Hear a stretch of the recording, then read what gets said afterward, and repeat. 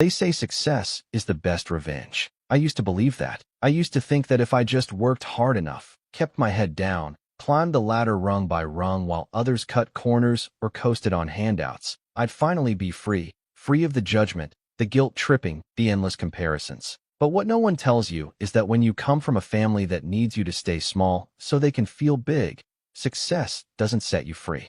It paints a target on your back. My name's Nathan. I'm 27 years old, a software engineer working for one of the biggest names in tech. The kind of place that makes your LinkedIn blow up just for adding the company logo.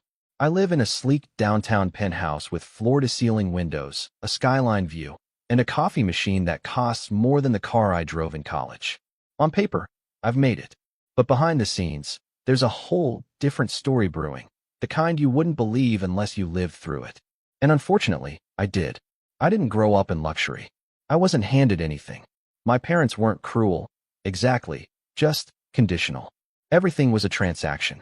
Love, attention, pride. You had to earn it, and even then, it came with strings.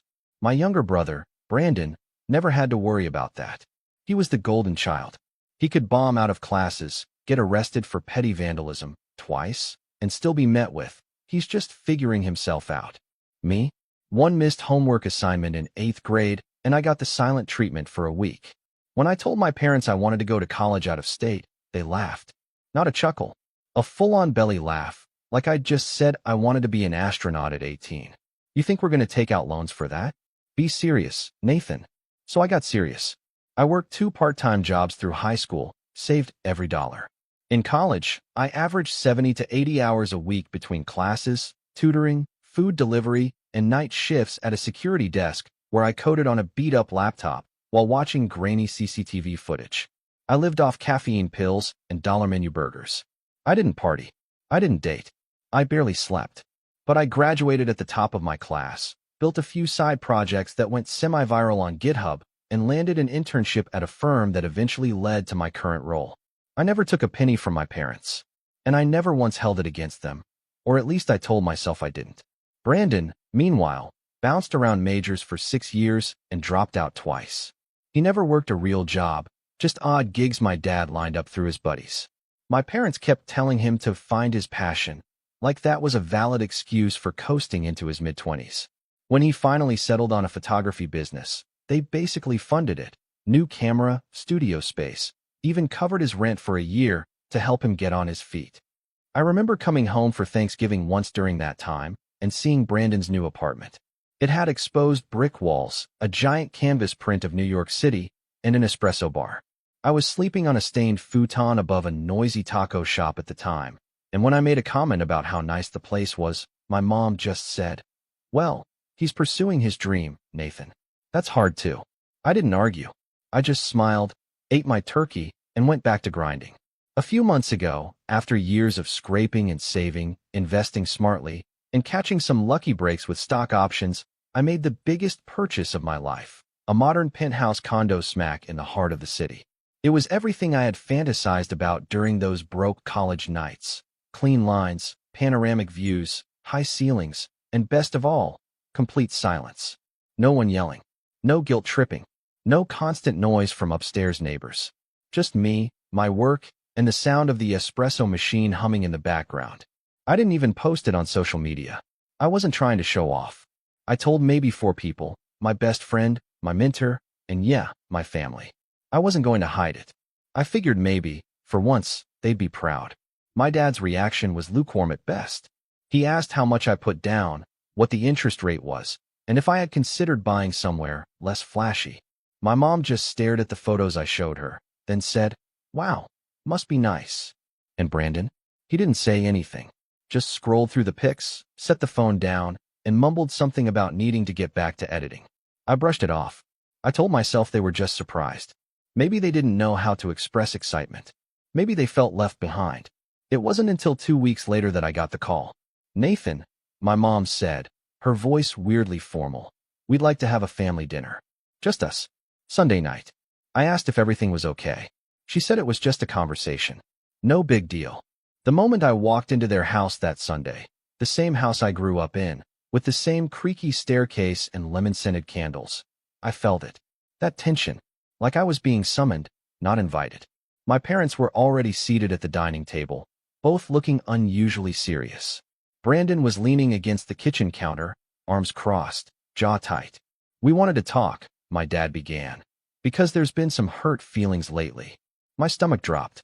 My mom folded her hands like she was leading a therapy session. "Nathan, we're happy for you. Really. But we've noticed your brother's been feeling inadequate. Like he can't measure up." Brandon didn't look at me. He stared at the floor. "And," she continued, "we think it might help if you scaled things back a little. At least for now." I blinked. "What does that mean?" My dad cleared his throat.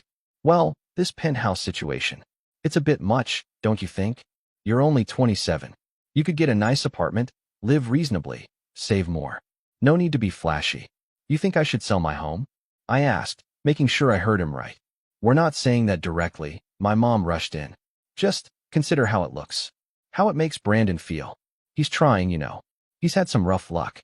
And then you come in with this palace." Brandon finally spoke, his voice low. "It just feels like you're rubbing it in, man." I stared at them, my heart pounding. For a second, I actually wondered if I'd fallen into some surreal prank show. Like there had to be hidden cameras. "I worked for that place," I said quietly. "I didn't win it in a raffle. I gave up everything for years. And we're not denying that," my mom said, palms raised. "But family is about balance. About keeping each other in check." My dad nodded. "It's about harmony. And right now, the dynamic is off." Something cracked in me then. Not loudly, not all at once, just a small, internal snap. Like a wire that had been pulled too tight for too long. I stood up, calmly, and said, "Thanks for the dinner. I've got work in the morning." I didn't yell. I didn't curse. I didn't argue. I just left, got in my car, drove home to my palace, and sat in silence for an hour staring at the skyline I had spent a decade chasing. I wish I could say that after that family dinner, the one where my parents politely suggested I sell my home because it made my brother feel inadequate, things simmered down. I thought I'd made my boundaries clear. I thought leaving quietly would send a message. But if anything, it made things worse. Like I had insulted some unspoken hierarchy by refusing to shrink myself. And over the next few weeks, the tension escalated in a way I couldn't have predicted. Subtle at first, then not so subtle. It started with the texts. At first, they were harmless enough. My mom forwarding me links to affordable downtown lofts with notes like, "See, this one's more modest, but still cute." Or, "Wouldn't it be nice to have neighbors more your age?" I didn't respond. Then came the guilt-trippy stuff. "Brandon hasn't been sleeping well. He keeps comparing himself to you. It's breaking my heart." Or my personal favorite, "Success means nothing if it tears a family apart." I ignored those too. That's when the others got involved. My aunt called me out of the blue, someone I hadn't spoken to in over a year. She launched into a faux-concerned monologue about how proud everyone was of me. But maybe I should consider how hard it must be for Brandon to constantly live in my shadow. "You've always been the driven one," she said sweetly, like I'd been hoarding ambition unfairly. "Maybe tone it down a bit, for everyone's sake." Tone it down. For everyone's sake. I asked her if she'd be willing to tell Brandon to tone down the freeloading. She didn't like that. After that, my mom tried a different angle. She invited me over for a just us lunch. No dad, no Brandon. I was skeptical, but curious. I showed up to find the dining table already set, pasta boiling on the stove, and my mom in her full apron and smile routine. She chatted about the weather, a new neighbor's dog, random bits of gossip, until finally, she slid a manila folder across the table. "What's this?" I asked. "Just something to consider." Inside were brochures. Therapy centers. Specifically, family counseling services. She sat across from me with that practiced, pitying expression that always meant she thought she was being generous. "I think we all need to heal," she said. "You've been so angry." I laughed. Couldn't help it. "I've been angry. You stormed out of dinner, Nathan. Because you asked me to sell my home to protect Brandon's ego. Because we were trying to help you see the bigger picture." That lunch ended with me leaving mid-bite. After that, the gloves came off. Brandon started showing up to my place uninvited. He'd text me 5 minutes before, or not at all. The first time, he buzzed my unit claiming he was downtown for a shoot and needed to use my place to charge his equipment. I said no. He buzzed again. And again. I ignored him. 20 minutes later, I checked the building camera from my phone. He was still there, pacing in the lobby, visibly irritated. Next day, I got a furious message from my dad. Family means being there for each other, not slamming doors in people's faces. I replied, family also means boundaries. No response. Week after that, Brandon came by again, this time with coffee and donuts like it was some casual drop-in. I met him in the lobby before he could come up. Thought I'd bring breakfast, he said, holding up the bag. I'm working. You're always working. Because that's how I got here. He stared at me, then dropped the bag on the front desk and walked off. Didn't say another word. I didn't eat the donuts. I didn't hear from him for a while after that. Just radio silence from the whole family. I'd be lying if I said it didn't mess with me. I tried to focus on work, long hours, side projects, running teams, but the quiet got loud sometimes. That little voice that whispers, maybe you really are the problem. Maybe you could have handled it differently. Then came the betrayal. It happened on a Saturday morning. I was still in bed, scrolling emails, when I got a ping from my building manager. Hi Nathan, just a quick note. Your brother dropped off the photography prints for the lobby exhibit. We'll be installing them later today. I stared at the message, completely confused. My building often rotated local artwork in the lobby, photos, sculptures, paintings. I'd even recommended a few friends from art school days. But I hadn't submitted anyone recently, and I definitely hadn't signed Brandon up. I replied, sorry, what prints? Manager, Brandon said you cleared it. Said you wanted to support his work and thought the lobby would be perfect. He had access to the elevator already. Seemed legit. I jumped out of bed, threw on sweats, and bolted downstairs. And there they were. 4 massive photography canvases leaned against the lobby wall, ready to be mounted. Stylized black and white portraits, moody, dramatic, very on-brand for Brandon. But what caught me off guard were the captions. In bold, elegant font under each image. Success isn't always earned. Privilege in disguise. Some people climb on the backs of others. Not all penthouses are homes. I froze. My hands started to shake. A few residents were milling around, glancing at the prints, murmuring things I couldn't quite hear. One of them, an older woman from the 14th floor, actually smiled at me. These are powerful, she said. Very raw. Who's the artist? I didn't answer. I couldn't. I went straight to the manager's office and demanded they be removed. He looked bewildered but complied. Brandon didn't respond to my calls. Not that day, not the next. Finally, I drove out to my parents' house. Knocked on the door, heart pounding. My mom opened it like she'd been expecting me. We didn't mean to upset you, she said, before I could speak. You knew? She didn't answer. I pushed past her, into the living room, where Brandon was sitting on the couch, feet up, scrolling on his phone. You forged my name, I said. You accessed my building under false pretenses. It was art, he replied flatly. No, it was a hit job. He finally looked up. His face was stone cold. You've made it clear you don't care about this family. I was just returning the favor. I was speechless. Not because of the words, but the ease with which he said them. Like this had been building in him for years, and now that he'd found a way to hurt me, he'd never felt more alive. You could have asked for help, Brandon. He scoffed. You don't offer help. You flaunt what you have. You think just because you suffered, it gives you the right to look down on everyone else. I don't look down on you, I said. I didn't. But maybe I should have. That was the last thing I said before I walked out. I didn't slam the door. I didn't yell. But something had shifted in me that day, something permanent. I wasn't angry anymore. I wasn't sad. I was done. Or at least I thought I was. Because 2 days later, I got a letter. A real letter. Handwritten. From my dad. And what was inside made everything before it look like a warm-up act. If you want to hear what was in that letter, I'll tell you. But brace yourself. It changes everything. The letter arrived on a Tuesday. I remember because I had just finished a call with my project lead and was debating whether to make lunch or skip straight to my afternoon meetings. I wasn't expecting anything. I rarely got physical mail outside of utility bills or the occasional real estate flyer. But this one stood out. Cream-colored envelope. Heavyweight paper. My name handwritten in my dad's distinct, square lettering. No return address. Something about it made my stomach tighten. I sat on the edge of the kitchen counter, opened the envelope with a butter knife, and unfolded the 2-page letter inside. The handwriting was familiar, steady, but each word felt like a gut punch. Not because it was cruel. I almost wish it had been, but because it was deliberate, cold, calculated. like he had rehearsed every sentence in his head before putting it down, knowing exactly how it would land. He began with something that looked like empathy. "Nathan, I've always admired your discipline. Your ability to shut out distractions and chase your goals.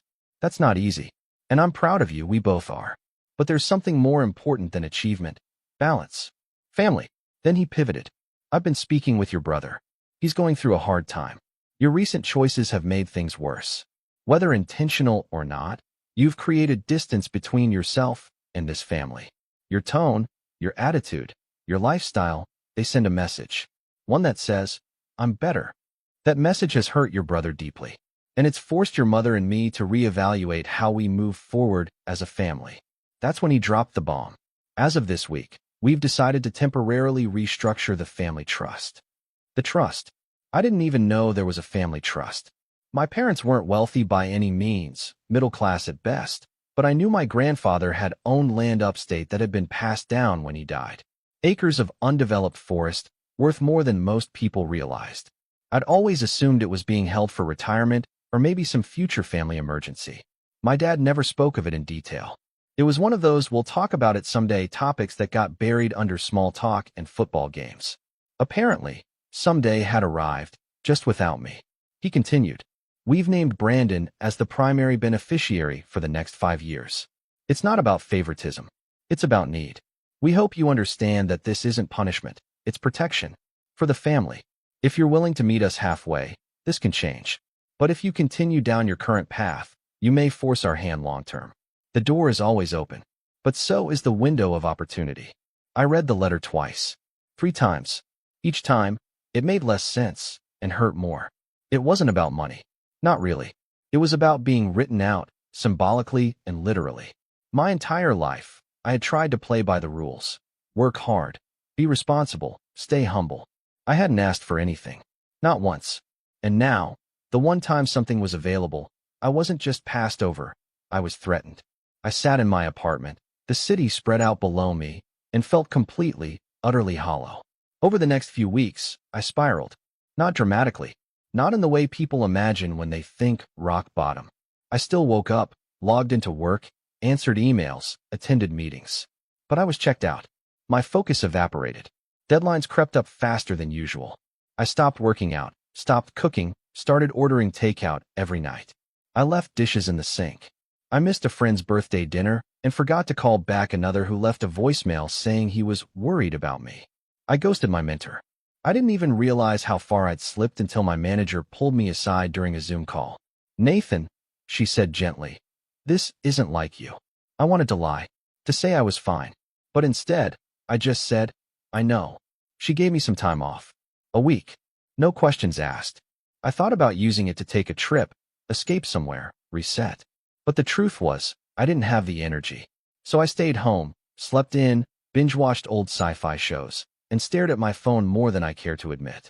One night, around 2 a.m., I was scrolling through an old photo album on my phone.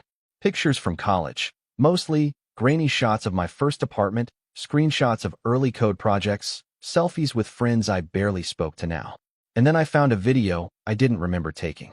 It was me, age 21, sitting on the roof of my college dorm. I was talking to the camera, half joking, half serious. If future me ever sees this, congrats. You made it. I hope you've got a real coffee machine and not this instant junk. But seriously, don't forget what it felt like to want it this bad. To work this hard. You owe that kid something. I watched it twice. Then again. I don't know why, but something about that version of me, hungry, tired, hopeful, hit harder than anything my parents had said. I didn't recognize him completely, but I remembered the feeling. The fire. I stayed up all night after that. Not crying. Not plotting revenge. Just thinking. Next morning, I woke up and cleaned my entire apartment. Top to bottom. Threw out every piece of takeout trash. Washed the dishes. Did laundry. Made my bed like I hadn't in weeks. Then I sat down at my desk, opened a blank doc, and started writing something I hadn't written in years, a product concept. Not for work. Not for anyone else. Just for me. It was an idea I'd had ages ago. A tool for freelancers to track income, expenses, and contracts in one clean dashboard. I had shelved it during my early days at the company, thinking I didn't have time. But now, I needed something that felt like mine again. Something that reminded me who I was before I let their voices get in my head. I built a prototype in 2 weeks. Nothing fancy, just a bare-bones interface and some back-end logic. But it worked. And more importantly, it gave me purpose. I didn't tell anyone. I kept working on it in the evenings, slowly rebuilding my schedule. I got back to journaling, meal prepping, working out. Started attending team meetings with real input again. My manager noticed. So did a few coworkers. They started sending me bigger tasks again, harder problems. I crushed them. Quietly. Steadily. And for the first time in a long time, I didn't feel like I was chasing approval. I wasn't trying to impress anyone. I was just living. A month passed. Then 2. I stopped checking in on Brandon's socials. I muted the family group chat. I told myself I'd re-engage when I was ready. When I wanted to. And not a second before. One day, I came home to a note taped to my door. Can we talk? B. No envelope. No text. Just 3 words. I stared at it for a long time. My first instinct was to tear it up. Burn it. But I didn't. I took it inside, placed it on the counter, and left it there. I didn't call him. Instead, I kept building. The tool I had started, now called Ledgerlight, had grown. I'd onboard a few freelancer friends as beta testers. Feedback was promising. One even offered to invest. I turned it down. I wasn't ready for that yet. But it lit a fuse. I started planning a soft launch. Bought a domain. Hired a designer to clean up the UI. Built a waitlist landing page. And one morning, as I was reviewing metrics, I realized something. I hadn't thought about the trust. The betrayal. The letter. In weeks. Not because I had healed, but because I had shifted the focus. They hadn't won. They had tried to knock me off center. And for a while, they did. But I found something they never expected me to find. Myself. The version of me that wasn't defined by their approval or guilt. The version that didn't need validation from parents who only loved me conditionally, or a brother who resented my existence. That version, he was just getting started. But then, just when I thought I had finally built enough distance, something happened that pulled me back into the fire. A voicemail. From my mom. Tearful. Breathy. Rambling. I didn't know they were going to do this, Nathan. I swear, please call me. It's gone too far. Your brother, your father. I can't fix this alone. That's when I knew. Something had changed. Something big. And this time, I wasn't going to walk away. I was going to respond, but on my terms. I didn't call her back right away. That might sound cruel, especially after a voicemail that emotional. But you have to understand, my mother is a master of tone. She knows exactly when to use warmth and when to play the victim. I grew up watching her wield it like a scalpel. Soft voice, quivering breath, dramatic pauses. Always stopping just short of actually saying anything direct. Always forcing you to connect the dots, feel the guilt, fill in the blanks. She never left messages like that. And she especially never admitted she couldn't fix something. That was the first clue that whatever happened, it wasn't just a spat or another round of think of your brother. This was deeper, more volatile. But I wasn't about to walk into another emotional ambush. Not this time. I had worked too hard to reclaim my peace, to remember who I was without the noise. So I did something I never would have done 6 months ago. I didn't react. I strategized.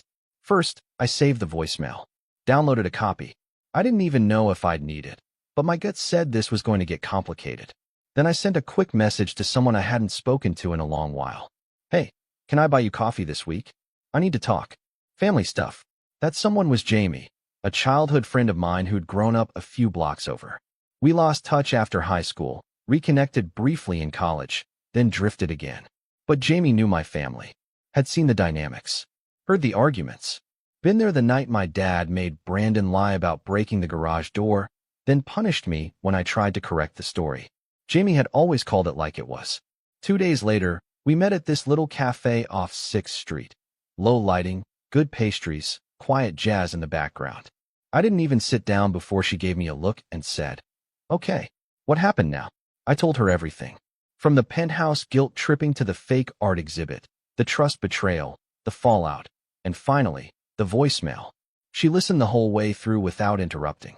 Sipped her coffee, eyes sharp. At one point, she muttered, "Unreal," under her breath. When I finally finished, she leaned forward and said, "They're bleeding you, Nate. Just emotionally instead of financially." I know. No, I don't think you do. This isn't about the money or the apartment. It's about control. You're the only one who ever broke out of their little orbit, and now they're trying to drag you back. I stared down at my cup. So what do I do? Her lips curved into something between a smirk and a challenge. You stop defending and start playing offense. I blinked. What does that even look like? Jamie tapped her finger on the table. You said there's a trust. You were written out. Brandon was made sole beneficiary temporarily. For 5 years. Does it have to be 5 years? I frowned. My dad made it sound like the decision was final. Jamie raised an eyebrow. Doesn't mean it's legal. That's when the first piece of the plan came into focus. I didn't know the specifics of the trust, when it was set up, how it was structured, what rights I had. But if there was a document, there were laws around how it could be changed. Especially if it was my grandfather's land. That made it generational. Possibly irrevocable. So I made another call. This time, to an attorney. Not just any attorney. A former mentor of mine who had transitioned from software law to estate litigation a few years back. I didn't have to tell him much. Just enough for him to agree to review any documents I could get. You're not filing anything yet, he warned. We're just gathering information. Be smart. Smart. That meant not storming into my parents' house demanding answers. It meant baiting them, gently. So I sent a message to my dad. Short. Calm. Almost passive. Hey, got mom's voicemail. Hope everything's okay. Want to catch up this weekend? Maybe clear the air. He replied in under 5 minutes. Glad to hear from you. Sunday afternoon work. Perfect. It felt too easy, which made me even more cautious. When I arrived that Sunday, my mom looked pale. Nervous. She opened the door and pulled me into a hug before I could stop her. Thank you for coming, she whispered. My dad was seated in the den, legs crossed, expression unreadable. Brandon wasn't there. That alone told me something was wrong. He was always at the center of these little dramas. We made small talk. Tea. Snacks. Weather. Then I asked, casually, so, what's going on? They exchanged a glance. My dad cleared his throat. Your brother's going through a rough patch. I waited. He took out a business loan last year, he continued, to expand the studio. Bought equipment, leased a second location.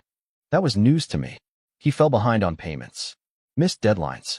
Some legal stuff is happening now. What kind of legal stuff? My mom winced. He defaulted. The lender's threatening asset seizure. I sat back. And this affects me how? More glances. My dad finally said it. He used part of the trust as collateral. My stomach dropped. I blinked. He what? My mom stepped in. It wasn't the main land parcel, just a sliver. A few acres. He thought he could flip the profit quickly. Which part? I asked sharply. The East Ridge, my dad muttered. That was the most developable portion. The one with road access. I didn't even know he had access to do that, I said. He shouldn't have, my mom said quickly. But your father, we thought it would help him get stable. Let me guess, I said, leaning forward. The paperwork wasn't clean. Now the whole trust is being reviewed.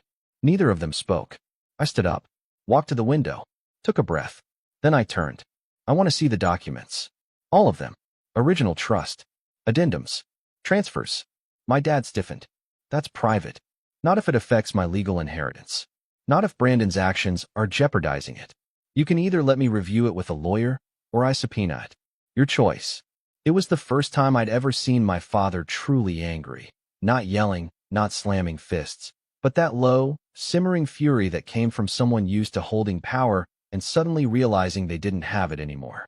You've changed, he said coldly. No, I replied. I've just stopped apologizing. I left with no hug, no goodbye, no snacks wrapped in foil like old times. 3 days later, my lawyer had scanned copies of the trust and all its modifications. And sure enough, my name had been quietly removed through a document that, according to him, wouldn't hold up under scrutiny. The trust had been set up by my grandfather with a specific clause. No alterations can be made unless all named beneficiaries agree in writing. I never signed anything.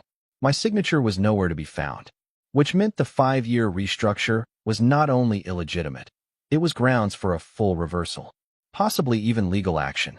Jamie was the first person I told. We met again at the cafe, and when I laid out the facts, her grin grew with every detail. So what now, she asked. I exhaled slowly. Now, I said, we stop playing defense. I gave them one more chance.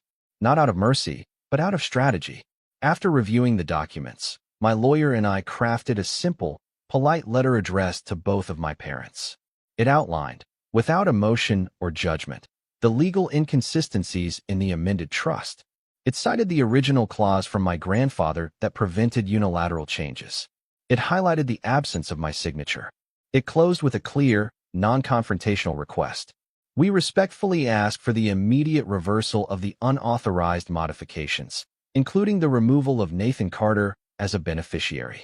If not resolved by date, we will proceed through the appropriate legal channels.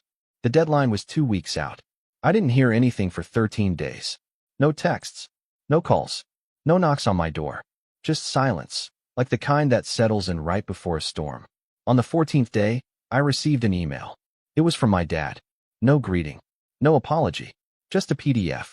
The trust has been amended and restored to its original form. Brandon's authority has been revoked. You're reinstated. Consider this matter closed. I showed the email to my lawyer. He smiled. It's done. You win. But that wasn't the revenge. That was just the warning shot. Because here's the thing. They thought the issue was over because the paperwork was fixed. What they didn't realize was how much damage they'd already done. Not to my finances, but to my name, my trust, my reputation. Remember the photography exhibit Brandon tried to install in my building lobby? The one where he snuck in my building and displayed slanderous captions like "privilege in disguise" and "not all penthouses are homes." Yeah, I hadn't forgotten either. And now that the legal threat had passed, I had the bandwidth and the motivation to make sure Brandon learned a lesson of his own. I started small. A DM to a gallery manager I knew through a mutual friend, someone Brandon had been trying to woo for months. I sent her the lobby photos Brandon had tried to install in my building, along with a short message. Thought you should see the kind of work he tries to push without consent. She replied 2 hours later. Thanks. That crosses a line. We won't be moving forward with him. Then I moved to his lease. Remember the second studio space he leased for expansion? Through some online research and a LinkedIn post he'd made months earlier, I figured out the building. I didn't contact the landlord directly. I didn't need to. I contacted a friend who worked for a commercial real estate firm in the area. I gave him Brandon's business name and asked if the owner had ever made late payments or tried to sublet. My friend laughed. Yeah, that guy's a mess. Hasn't paid for 2 months. Wants to renegotiate the lease, but won't return paperwork. I didn't say anything incriminating. I didn't push. But the conversation made its way back to the landlord. 2 weeks later, Brandon lost the space. Strike 2. Finally, I went after his real currency, his image. Brandon had built a modest social media following as a visionary creative, 12K followers on Instagram, a curated aesthetic, inspirational quotes, carefully filtered behind-the-scenes reels. I created a fake account, followed his page, and waited. Soon, he posted a new series called The Art of the Climb, with captions about overcoming adversity, building his business without handouts, and chasing success without compromising values. I screenshotted the post. Then I uploaded a side-by-side comparison. The post versus a scan of the letter my dad had sent me months earlier, the one where he admitted Brandon used the trust as collateral for his business loan. I didn't include identifying information. No address. No docs. Just a caption. Curious definition of without handouts. Then I let the internet do its thing. Within 24 hours, Brandon locked his account. Strike 3. The fallout was quick. I didn't hear from him again. No apology. No attempt to reconcile. Just silence. His name disappeared from my building's directory. Apparently, he had been living in a friend's apartment nearby. Gone now. My parents, on the other hand, tried one last maneuver. An invitation. Dinner. At their house. To talk.